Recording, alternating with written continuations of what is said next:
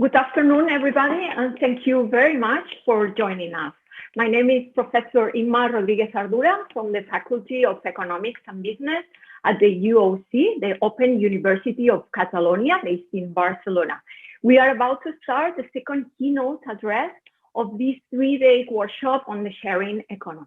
I would like to first share some background on our keynote speaker, Dr. Igor Calzada, from the University of Cardiff and the University of Oxford.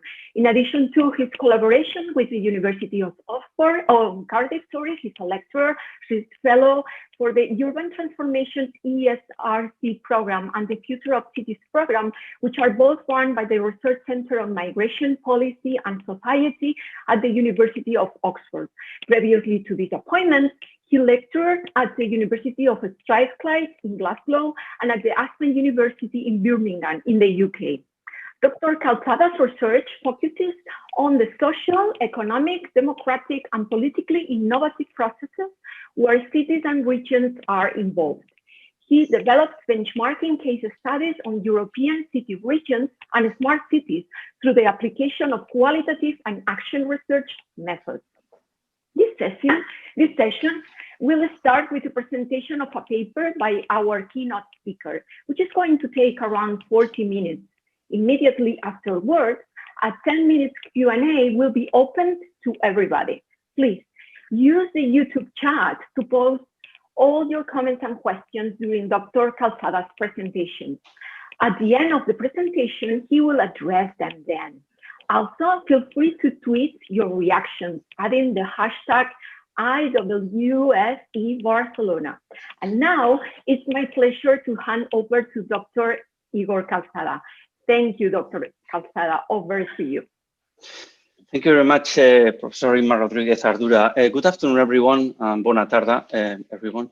First and foremost, I would like to thank Dr. Julie Wilson and the University of Catalonia for inviting me to give this keynote lecture entitled Smart City Citizenship in the sharing economy. My keynote will revolve around several findings of my research on the technopolitics of smart cities and data governance models related to sharing and digital economy over the last years.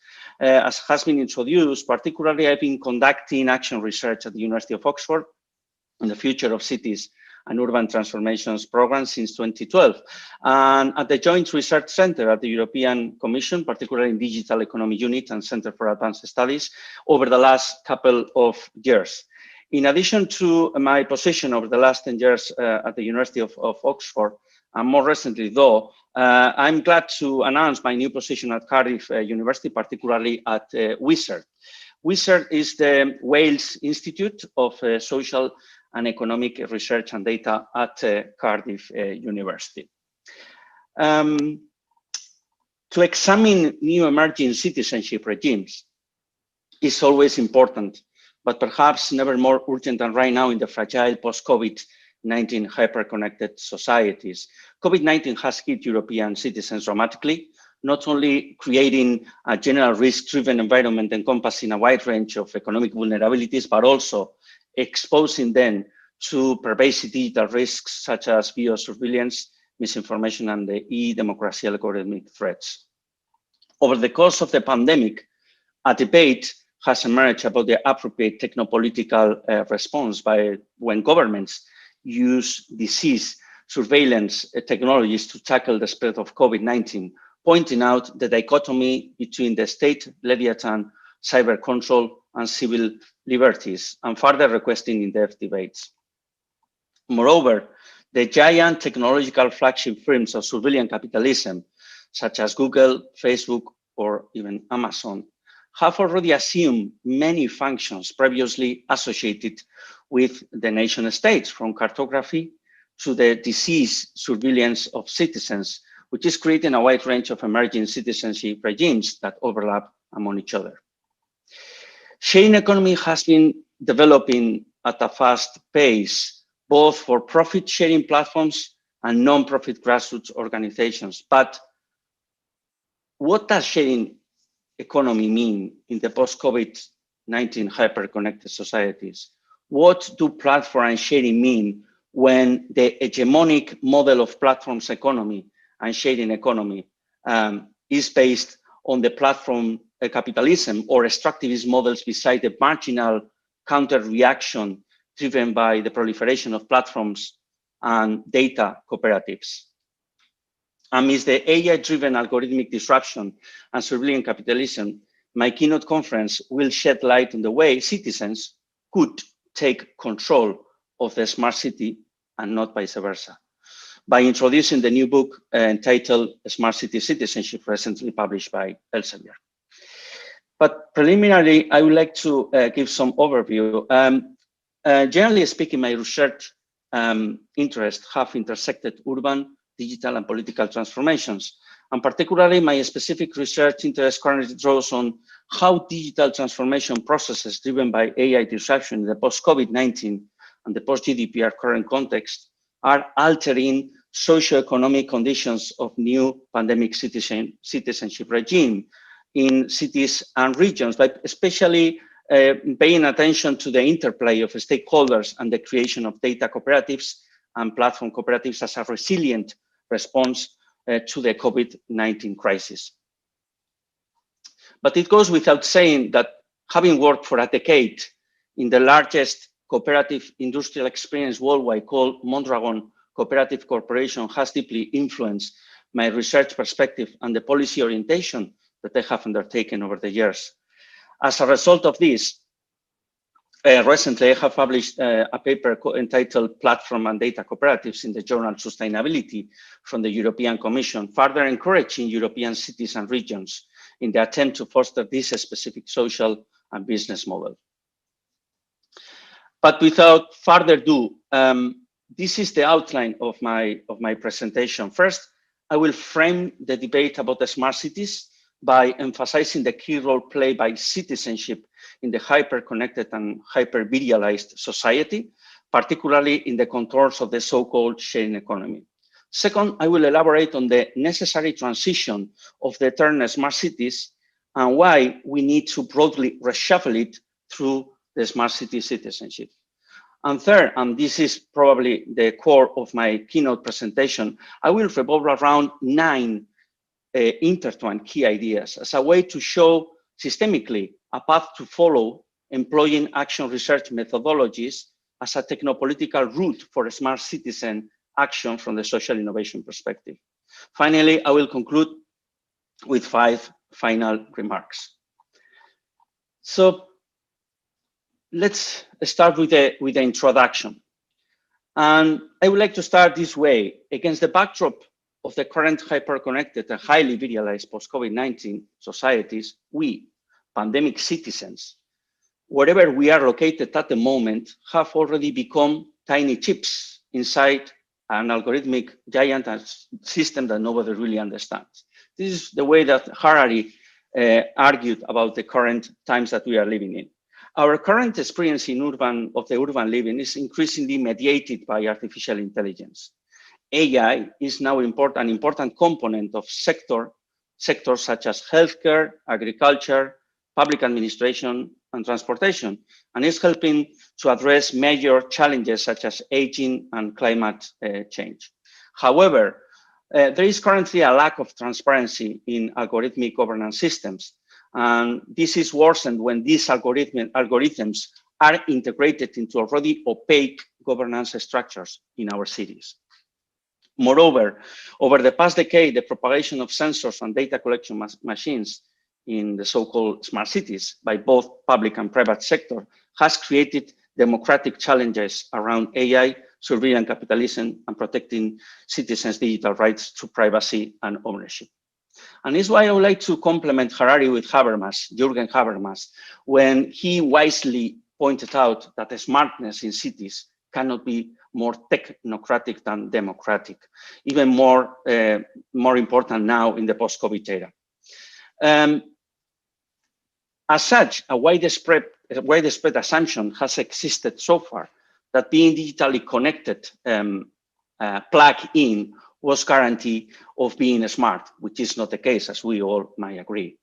And is why, and this is the point of departure of my presentation, in order to start blending sharing economy and the smart city citizenship, I would like to quote the Welsh anthropologist being encouraged at the moment, the Welsh anthropologist Raymond Williams, when he argued that technology is never neutral and it has the potential and the capacity to be socially and politically for quite different purposes. So in the similar vein, recently, referring to sharing economy, Julie Wilson et al. Recently argued that digital platforms first emerged just over a decade ago as a collaborative platforms were initially seen to represent a sustainable form of peer-to-peer exchanges. However, as the practices they mediated have taken on new and unexpected negative externalities, the evolving platforms sharing economy represents a major socio-economic and political challenge. Alongside this, it's notorious, I would add, that advocates of platform and data cooperatives suggest that a shift from participatory for a genuinely participatory and democratically owned economy might be possible.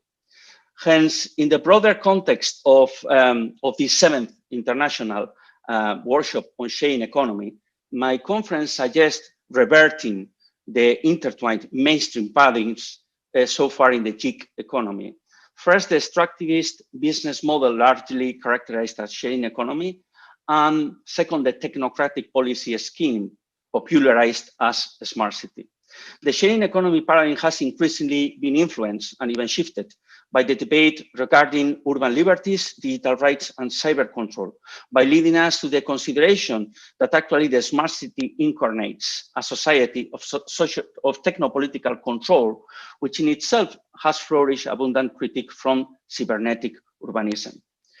In order to provide a constructive standpoint and clearly acknowledging that since 2018, the GDPR might have well contributed to open up a pertinent debate, this keynote conference asks directly whether it is possible to alter existing data governance extractivist models to incentivize further democratic citizenship through data ownership and data sovereignty.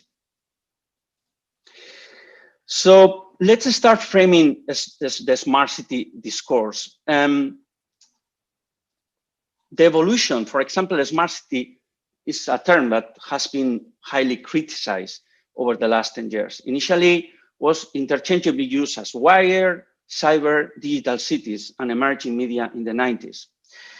Big corporations began to state the claim later on.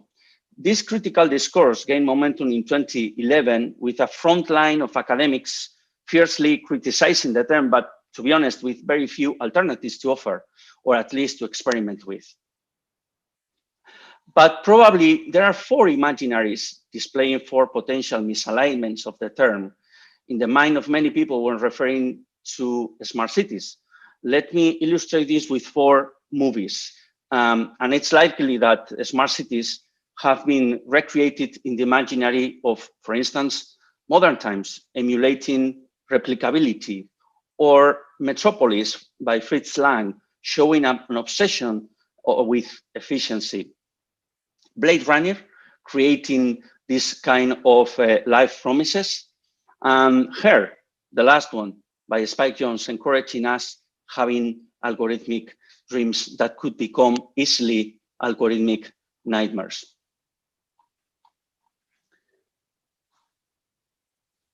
If we analyze examining the evolution of the early stage of the literature about the smart cities to more recent analysis, we could observe how critical view of technopolitics of data has gained momentum over the last few years.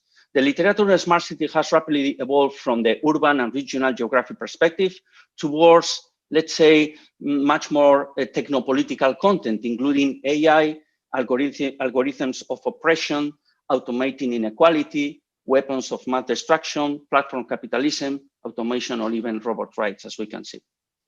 So what I'm trying to argue in my presentation, in my keynote presentation, is something that the Alex Pendland in 2014 from the MIT suggested, that is that we need a new deal on data, putting citizens in control of data that is about them, and also creating a data commons to improve both government and private industry. More recently, working inside the European Commission I concluded that unless data ecosystems at the city regional level could be rearranged, Europe might lose its opportunity to establish a pan-European post-GDPR AI strategy. At the end of the day, what I'm trying to argue is that we need to get out from the smart city in the box approach. And I'm trying to say that by illustrating with several projects that I have been involved in the last 5 years. The first one is the Horizon 2020 Smart Cities and Communities project, called Replicate, recently completed by 6 European cities and 36 partners. The second and the third projects are 2 research projects developed at the Joint Research Center at the European Commission. The first one is DigiTranscope, Digital Transformation and Governance of Human Society. And the second one is the flagship project by European Commission on AI, that is called AI Watch, AI in the public sector particularly. And the fourth, ultimately, the fourth research project initiated at the Joint Research Center called Platform Data Cooperatives, that I referred to it at the beginning of my talk, where I examined the degree to which these initiatives could be considered a resilient responses to the pandemic crisis. But as I said in the outline, the purpose of my keynote is, let's say, presenting these 9 intertwined key ideas. Each key intertwined idea shows systemically a path to follow as a technopolitical route for a smart citizen action from the social innovation perspective. I would like to start with the first one, deconstructing, which refers that the demise of democracy is clearly already one of the largest policy challenges of our time that urgently requires deconstructing the aftermath of the sharing economy, extractivist models, externalities affecting pandemic citizenship. Otherwise, debating on the technopolitics of data for citizens cannot be seen as an operation of ethic washing. It should be about ownership and how to rescue democracy. Otherwise, failing to do so risk exposing democracies to the stealthy algorithmic manipulation of collective behaviors through social media, resulting in dystopian populism. But how to do it? And this is why I would like to start blending the first with the second key idea, unplugging, through unplugging. Unplugging is defined as a corrective from the corporate top-down direction of the smart city mainstream in favor of a transition towards the critical use of digital technologies enabling the construction of a more democratic citizenship. As you can see in the table, there are 10 dimensions from the critical social innovation perspective that describe in depth this transition. And over the last few years, we have noticed a transition, a change, even in the way that we understand the notion of being connected or being plugged in, as Evans pointed out in the previous slides. So with unplugging, we mean that after the increasing enthusiasm for using data to improve the life of citizens in modern societies, the publication of a considerable amount of confidential information of citizens and heads of states with espionage, surveillance, data billions, and theft has somewhat altered the data enthusiasm of some communities. An increasingly number of voices note benefits to even not being online constantly, thus challenging the widely spread techno-enthusiasm of the knowledge society.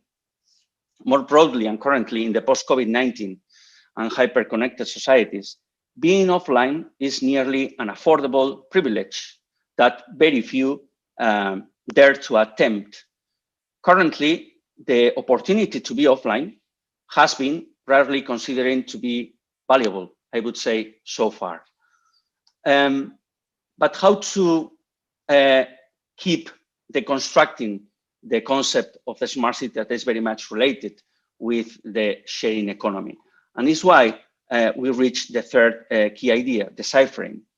And the reason is that a timely debate has emerged, particularly in European cities and regions, showing a reaction to the disruption of the technopolitics of data privacy, literacy, awareness, and even ownership in their policies and communities caused by negative externalities of the sharing economy. And here is why I like to pose three main questions. The first one is, what prospects has existed so far for alternative funding and business social models for cities? The second one would be, what practical and political interventions have been tried among stakeholders? And the third one is, to sum up, would be, is another type of a smart city possible? That is there any fair way between the state and the market that overcomes the public-private partnership framework? In response to these questions, paving the way the cutting-edge strategy discourse, in 2015, the city of Barcelona, for instance, has been archetypal case of a European city evolving towards a new people-centered paradigm called experimental city. Unlike Toronto, which contrasted with the failed attempt of Alphabet with Sidewalk Lab prototype, further exacerbating the massive citizens' data accumulation with no clear plan for its algorithmic accountability in the green communities. So deciphering the smart city and sharing economy by and large, mainstream approaches require a distinction between the hegemonic technocentric smart city approach and the new ongoing alternative intervention approach called experimental city. The experimental city should blend the interdependencies between various stakeholders in response to critiques that the smart city is overly technocratic and highly instrumental. And it's why that brings us to the fourth key idea, which is democratizing. How to do it among stakeholders. The point is that the smart city policy implementation not only have reduced the interdependencies among stakeholders to technocratic public-private partnership models, but also have failed, and this is for me the key point, to question the identities of strategic stakeholders and how they uniquely prioritize their business and social models. Beyond these PPP models, little has been questioned about the strategic stakeholders who have been formulating the smart city priorities. Therefore, it's vital to rethink multi-stakeholder helix strategies by ensuring the complete democratic representation of diverse voices from each helix. Critical and radical social innovation, for instance, could be seen as the approach from where to conduct action research interventions to democratize smart cities through citizenship. Social innovation, at least in my book, is defined as the capacity to elaborate alternative discourses and actions that are counter-hegemonic in terms of resistance and or innovative transformation. For democratizing, I suggest moving from the triple and quadruple helixes toward pentahelix, where social entrepreneurs, activists, bricolers, brokers, or assemblers play an important role as transformative intermediators in sharing economic ecosystems, resulting in a wide range of business and social models, from direct public provision to public-private partnership, public-private academic partnership, public-private academic people partnership, and even by reaching out the urban commons, data commons as the highly experimental model. And it's why we reach the fifth key idea that refers to the given policy understanding of the potential replication of urban solutions from city to city. And the point is that according to the urban scholar Iona Data, the urban is not science, and therefore it cannot be replicated like other sciences. Surprisingly, though, over the last 5 years, probably not only in the European Commission Horizon 2020 policy framework, but also in other policy schemes in the global north, replicating business and social projects have been defined as the possibility of transporting or simply copy-pasting results from a pilot case to other geographical areas. As such, replication was defined by policymakers as unidirectional, hierarchical, mechanistic, solutionist, and technocratic process among cities and their stakeholders. Strikingly, though, over the last years, even several reports by the European Commission have acknowledged that replication is like the quest for the Holy Grail. Everyone is searching, but no one seems to be able to find it. Thus, and probably even clearer in the aftermath of COVID-19, and because of the local implementations of the GDPR, I argue that replication might not be happening among smart cities and sharing economy projects as it was anticipated. To revert this logic, I have conducted action research from the social innovation perspective in collaboration with 6 European cities and 36 stakeholders. And as a result, an alternative policy cycle of replication based on mutual learning was established.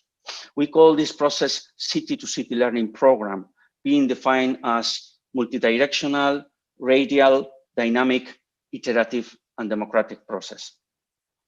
As the final conclusion of replication and replicating, research reveals that there is a significant room for maneuver for local stakeholders in their ability to pick and choose, adapt, or even prototype between innumerable intervention models and networks. That brings me to the 6th idea, which is evolving. In the intersection of between data governance models and the uniqueness of each location regarding the specific composition of stakeholders, I found that very little attention is paid to the institutional and technopolitical configuration of different localities. As such, data are contextual, and its governance depend on the strategic vision and action these localities might or might not be undertaking. This is a less discussed idea in the literature that I'm referring to data devolution. In the post-GDPR scenario, citizens' data security and ownership ultimately need to be protected by localizing personal data via grassroots innovation and platforms and data cooperatives. However, fieldwork research revealed that some city regions might be better equipped than others to this aim. Data, being a public good, should be devolved, brought back to citizens. And the way to do it is through data devolution using multi-level governance schemes. Considering how relevant the city regional path dependency is in each territorial context, and analyzing in depth 4 case studies, 2 in the UK, Glasgow and Bristol in Scotland and England, and 2 in Spain, Barcelona and Bilbao, I found that the notion of data devolution as key governance component for data ecosystems in Europe that is enabling some cities and regions to formulate their own smart governance policy was key. After conducting fieldwork research in the 4 city regions, I identified an implicit smart city regional governance strategy for each case.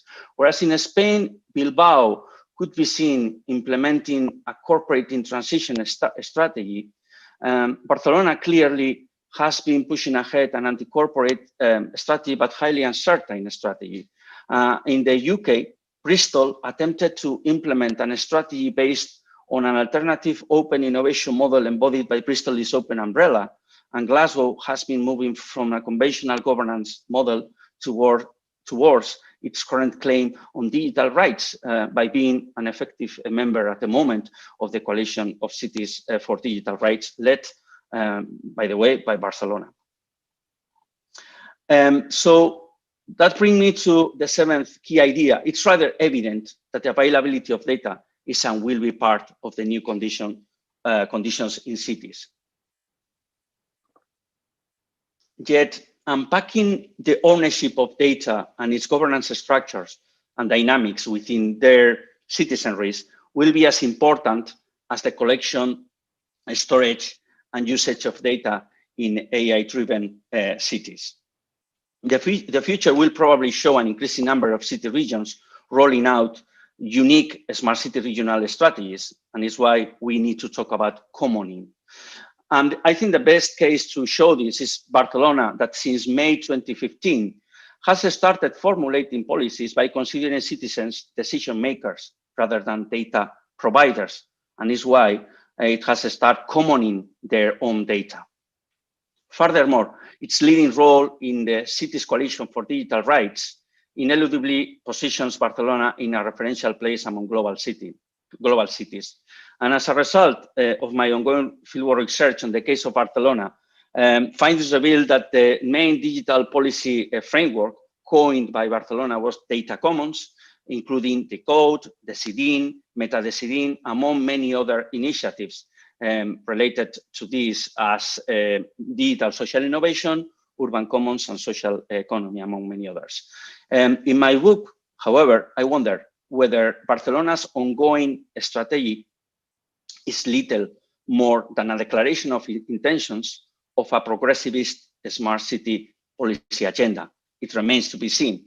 Additionally, and I would like to leave an open question for later discussion, I would ask, how could citizens decide, control, govern, manage, and ultimately own their own data by being both conscious of the digital rights to the city and at the same time aware of duties in the technopolitical processes of city making? So we reach the eighth key idea, that is protecting. AI-driven algorithmic phenomenon has led to new consequences such as hyper-targeting through data analytics, facial recognition, and individual profiling, resulting in not so desirable outcomes such as massive manipulation in the US or social credit systems for instance, in China. In contrast, this societal concern raised a debate in Europe about digital rights and AI-driven algorithmic disruption. So therefore, probably there is a need to establish a pan-European data infrastructures and data institution collectively named as data ecosystems to protect citizens' digital rights in Europe. Whereas local data matter for devolving and commoning, local digital policies cannot be any longer be just local for protecting. It's why data ecosystems could be understood as translocal assemblages. And here is another question that I would like to raise, and I need to leave for the Q&A. How to implement data sovereignty for the local level through interdependent data ecosystems, at least in Europe, understood then as translocal assemblages. So this is why, and this is the last point, the ninth one, we reach resetting. So far, the urban phenomenon and its socio-technical controversies have been explicitly surfacing until we have reached this unknown and highly unexpected status of the new normal. Against the odd, pandemic citizens are beginning to develop new ways of responding to the COVID-19 through mutualizing and donating data using data altruism and data donation, including the creation of platform and data cooperatives. We all, pandemic citizens, sharing similar fears, uncertainties, and risks, are exposed differently depending on which country we call home and our related living conditions. Actually, this pandemic crisis has been gradually and pervasively fueling data governance issues, which exposes pandemic citizens' vulnerabilities. Alongside this general threat, several questions arise. Should governments protect citizens from being infected, even if this might mean establishing a new digital non-privacy norm? Will this pandemic crisis become an algorithmic crisis with serious side effects for governments worldwide? How can citizens organize themselves to establish new social capital that could overcome the post-COVID-19 social distancing measures? Could digital cooperatives, either platform or data cooperatives, be the answer to this?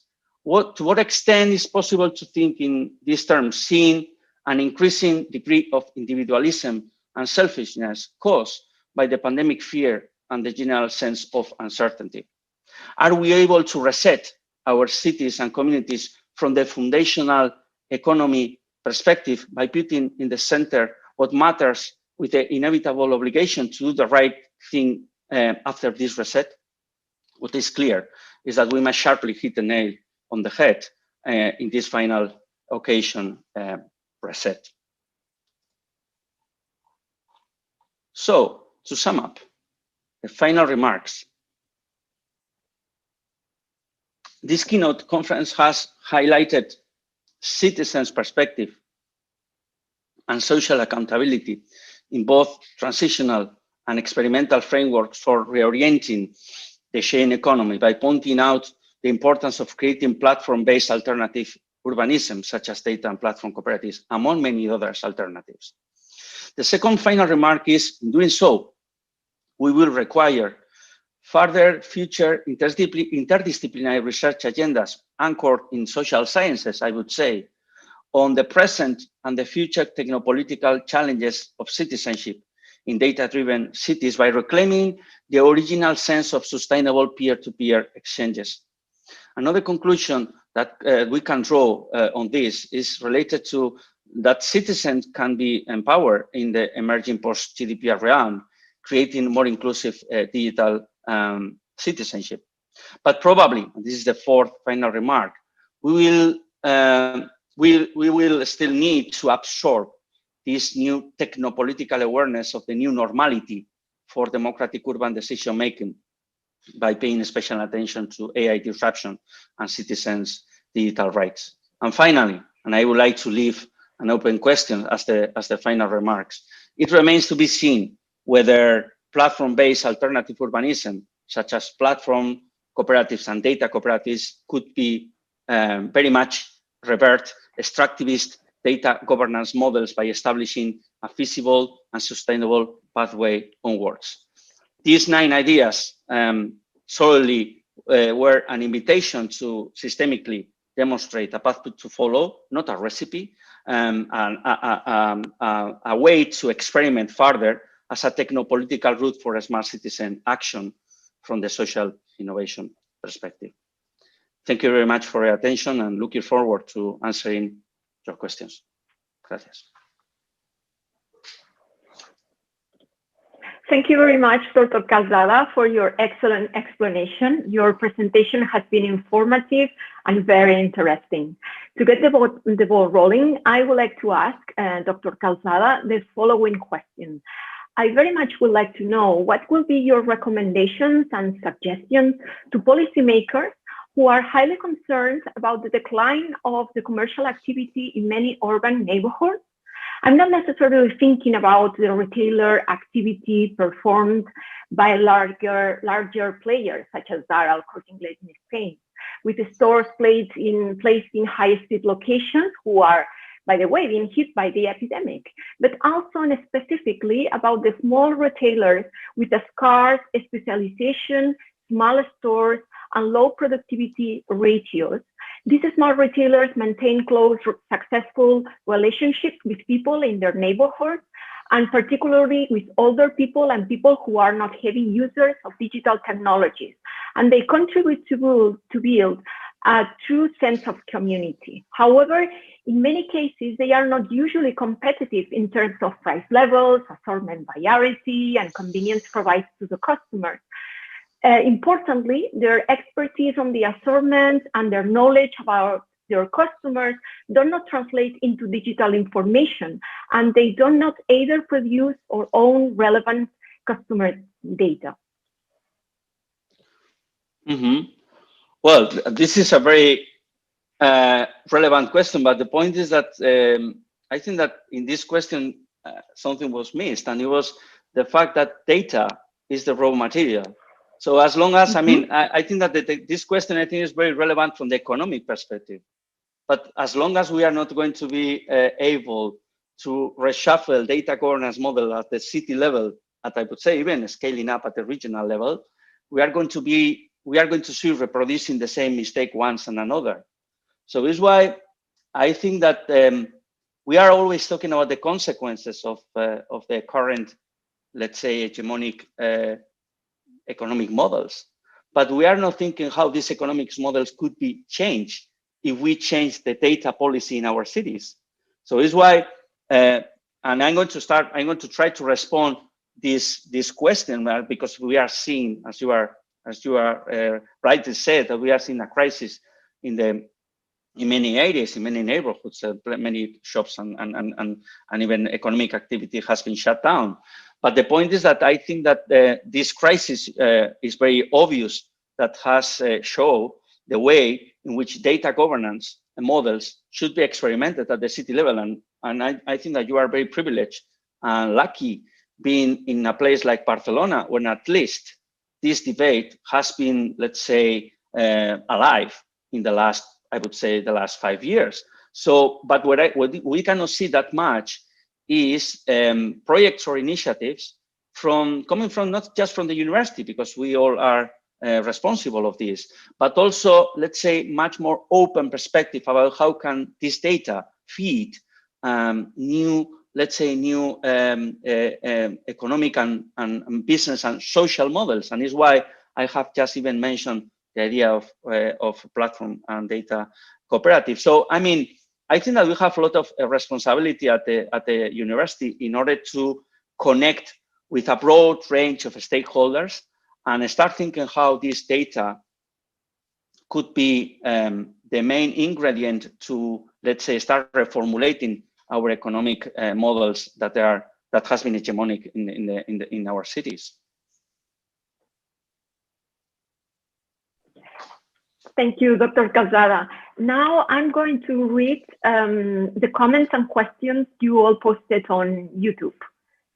Gisela Mediemontes, Associate Professor of Marketing within the Faculty of Economics and Business at the UOC, is asking, would the principles of relationship marketing and the co-creation value proposition incentivize the democratic citizenship you asked for? Sorry, could you repeat the question? Sorry about that. Yes, no worries at all. Professor Medie is asking if whether the principles of relationship marketing, which defend a closer connection, a close relationship with customers, a more win-to-win relationship between business and customers, and the idea that customers can help to co-create what is being offered to them, could incentivize, in a way, the democratic citizenship you asked for in your presentation. I think it's a very pertinent question. The relationship between marketing and the co-creation value proposition.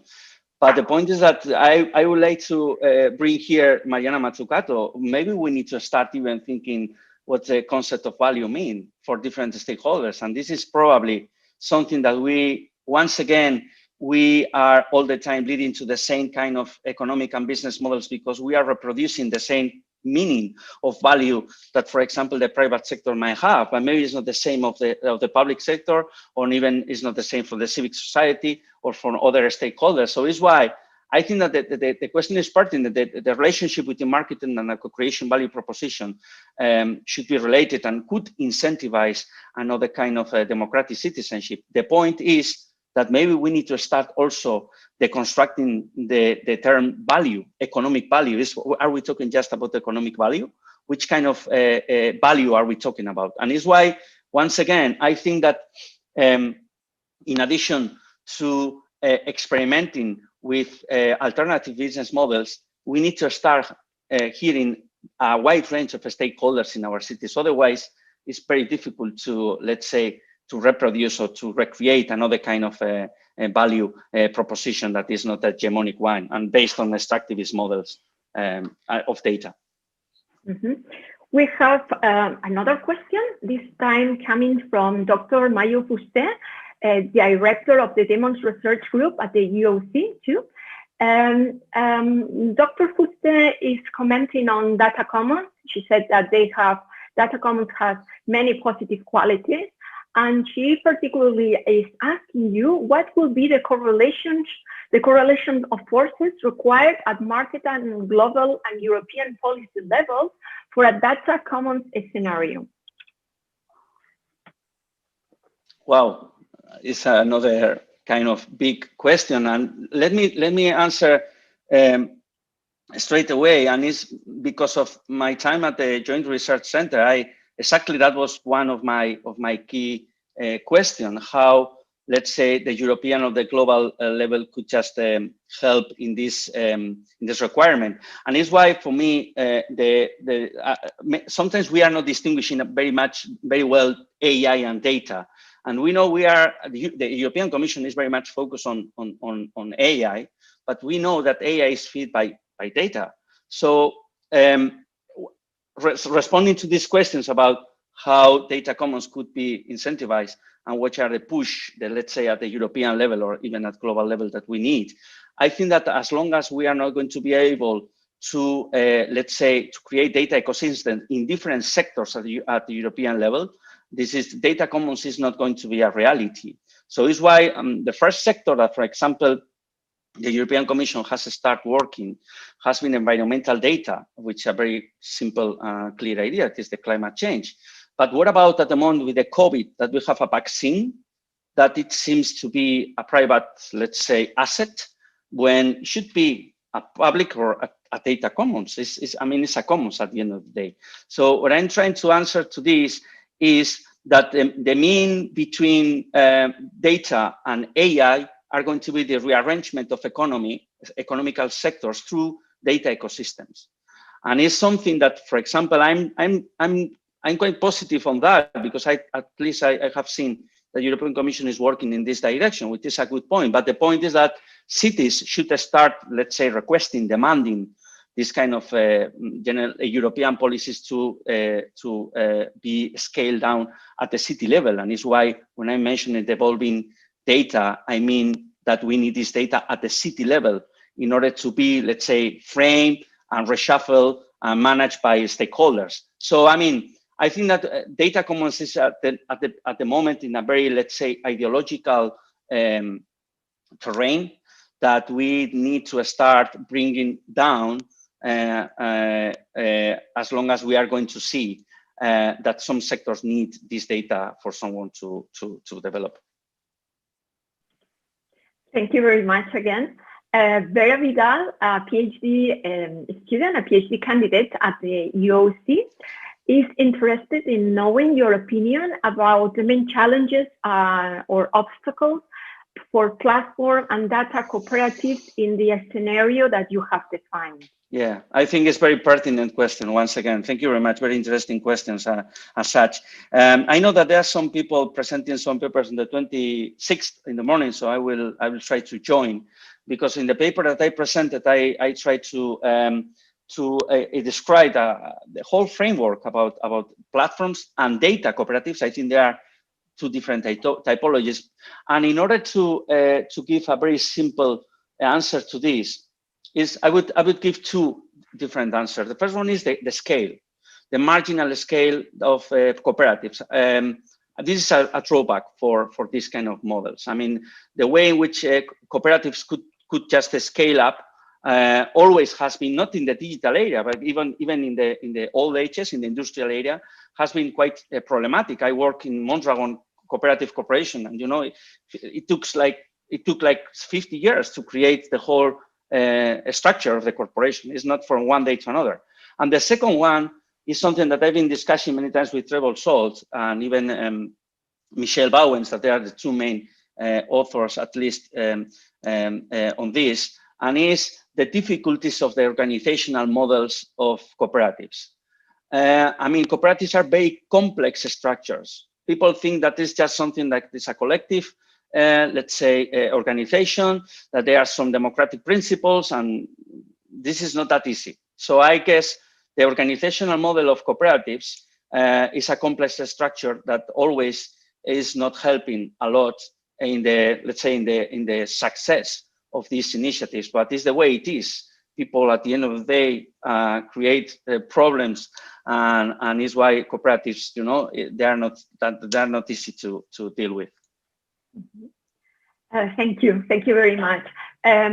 Dr. Marta Biu, a lecturer in operations with the Faculty of Economics and Business here at the UOC, is wondering, is SMART an attribute unique to cities? What about rural areas? Can it be applied in this concept or this attribute to these communities?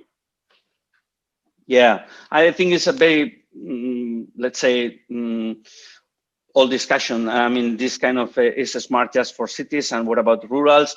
There are some projects like smart villages. I've been working with the smart rural communities, even with NGOs. I mean, the idea of smartness in cities, I would say, and is why I try to revert in the book, I think it has been already overcome. I mean, the truth is not that the cities, they can be the only benefits of technology. We can see how some rural areas are also getting some benefits for that. So But the point is that at the moment, we don't have, let's say, any good experience at the rural level that has been promoted or even self-promoted as at the city level, with the case of Barcelona, Toronto, despite the fact that they are just in the other side, in the other is a very different case, or many other European cases. So I would say that is because the smart city has been probably one of the urban products of many multinationals like IBM, Cisco, and so on and so forth. We have not seen much more smart rural communities or smart villages being promoted at the same level, which does not mean that actually we don't have experiences. The point is that they are not very well known as the cases in cities, as simple as this. But of course, smartness is not something that is related to cities. Time is fast approaching, but I think that we have you have some room for a last question. Anna Solivier-Wish, a PhD candidate at the UOC, has the following question. The inclusion of activists in the negotiation is a distinguished form of neoliberal governance, or on the contrary, or by the contrary, you envisage democratic form in which the inequalities of negotiation are balanced? Well, I think that the first one is a very strong assumption, seeing that inclusion of activists in the negotiation is a result of a neoliberal governance. I wouldn't say so. And I refer about the sit-in or even the code as two projects, and I think that they have not followed exactly this point. And so is why I'm going to focus on the second, the contrary, when she said that I envisage democratic forms in which inequalities of negotiation are balanced. It's exactly what I'm trying to argue. This is for me the position. And for example, I didn't give too much examples, but three cases that they're not so popular, but one city, German city like Essen in the county of Ruhr, or for example, another case, Lausanne in Switzerland, or another case in Turkey, in the Bursa region. We've been, let's say, experimenting with different stakeholders, and to be honest, we found that this kind of they are activists. They very much they were the intermediators, the transformative intermediators that I'm arguing. So I would say that there is a terrain for working in this direction, and it's not, as the first part of the question is trying to say, that it's like a manipulation of the neoliberal governance logic and rationale. I think it's not that. I mean, we can find people working in even being disagreeing about many urban problems and solutions, as David Harvey might argue, but can work together. I think this is the beauty of these things. So definitely I would just take the second part rather than the first one. I'm very much optimistic, maybe. Thank you. Thank you very much, Dr. Calzada, for your brilliant presentation and for sharing your work with us today. And thank you everyone for attending this keynote address and for your active participation. I look forward to seeing all of you at the next session. Thank you very much.